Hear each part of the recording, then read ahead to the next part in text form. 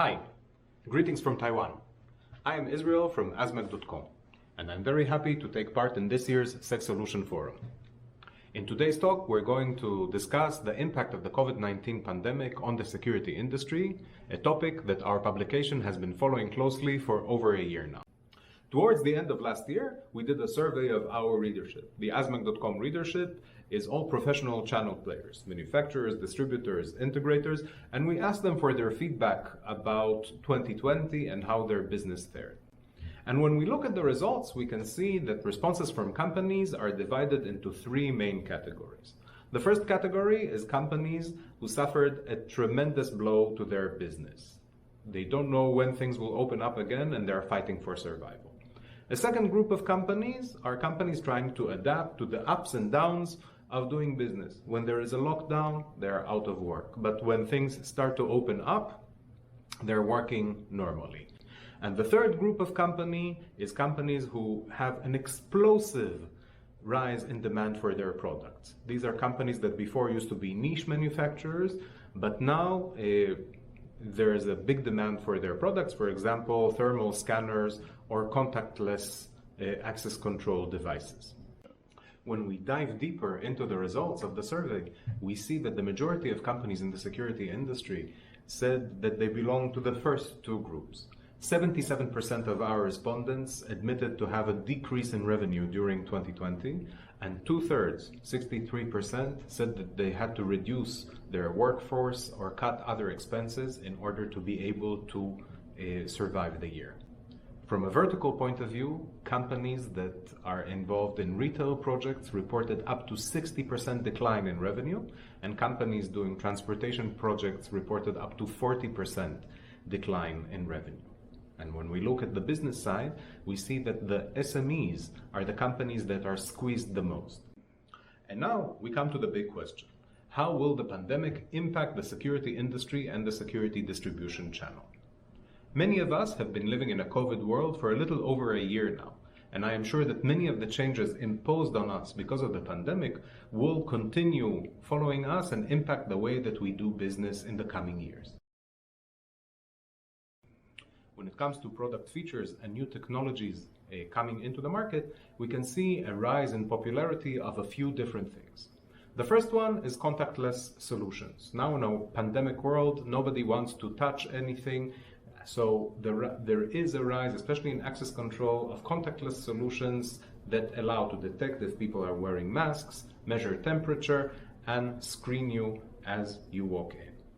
A second very important feature that is also rising in popularity is the increased and faster adoption of cloud infrastructure, cloud surveillance, cloud access control, and this has been around for some time now, but has been augmented and made faster because of the pandemic, because cloud infrastructure allows you remote monitoring, remote control, and the ability, for example, to update your whole system without having to go and update each workstation individually.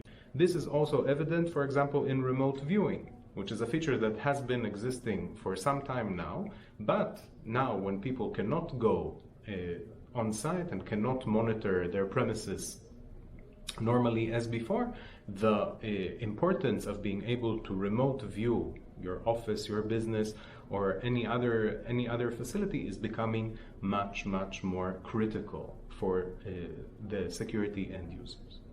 And the last group of features is actually the same features, only repackaged. For example, access control systems have always had an audit log that says who is coming in, at what time, what other people are in the facility. But now, when we have the need to do contact tracing and find out who was close to who, we can use these old features already existing in the system for COVID prevention or COVID mitigation. The impact of COVID-19 on business models, on the way that we do business, is where I believe we will see the biggest change. And here we can point to a few developments. The first one is financial constraints because of the pandemic that end users have. Companies that have been out of business for almost a year will not have money.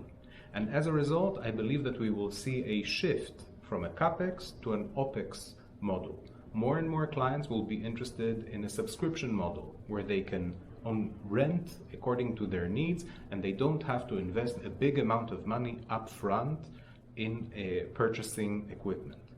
Companies, vendors that are able to provide such a model and help their clients reduce the impact on their cash flow have a better chance of winning new projects in the coming years. A second big impact that we're going to see is an impact on the channel structure itself and how we do business. Here we can point to two things. The first one, as we said before, is the faster adoption of the cloud. A cloud, by definition, is a direct-to-end user offering.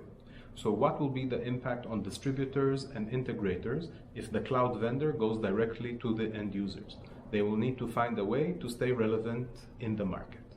And the second impact on the distribution channel is the sourcing. Right now, because of different lockdowns in different parts of the world, there was a big impact on the global supply chain. For many, many years, everybody relied on China and Asia to be the manufacturing hubs for equipment. But now, when there is a pandemic, you cannot get merchandise to flow easily from China to the rest of the world. It can be because there is a lockdown in China, it can be because there is a lockdown in Italy, or it can be because there is a lockdown somewhere in Istanbul and the container is stuck en route to your end destination. So here we will see probably an increase in local sourcing in companies that prefer to buy a local brand, a domestically manufactured brand, to avoid the problems in the supply chain. And here we can see an opportunity for the same SMEs, the small and medium enterprises that were squeezed because of the pandemic, to gain a little bit more market share. Maybe they cannot compete with the economies of scale of the Asian manufacturers, but because they are close to the market and they can deliver the product fast, they have a chance of gaining market share. And the final impact on business models is the digitalization of services. Digitalization of services does not mean just having a website.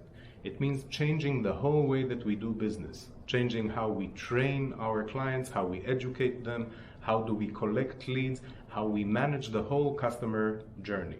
And this is something that now, when we have limited face-to-face interactions, companies will have to adopt in a faster and better way in order to stay successful. So COVID-19 will definitely be a change catalyst for our industry, in products, in business models, and mainly in their interaction between vendors and their clients. And we can already see the increase in the digital communication between all of us through email campaigns, website visits, and webinars and online forums like this one. The biggest challenge, though, is how do we keep the human interaction? Technology is great, but it cannot replace 100% the real contact between people. If we take online learning as an example, technology can only make great teachers better. But even the best technology cannot replace a bad teacher. I enjoyed sharing these thoughts with you. I'll be happy to hear your comments, or if you have any questions, you can find my email here.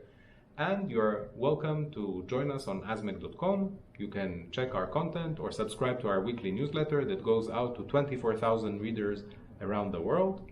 Thank you for your time, and I hope that next year we can meet face to face.